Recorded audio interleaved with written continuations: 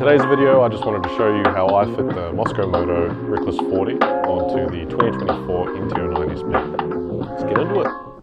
Fortunately, I have the comfort seat here by Yamaha. The original seat is basically the same, just without the patterns and I guess not as comfortable. The idea was I take the original seat and put this 2mm stainless steel plate on the back with the knoblin mount over here, and just drill 4 holes into the seat.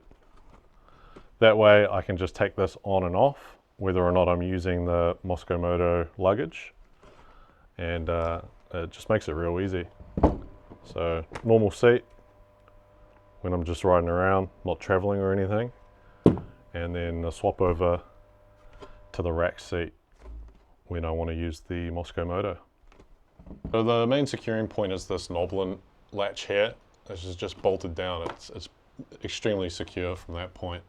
And then I just have strops that come with the bags, both on the left side and right side through the pillion pegs, strop down, and that's it.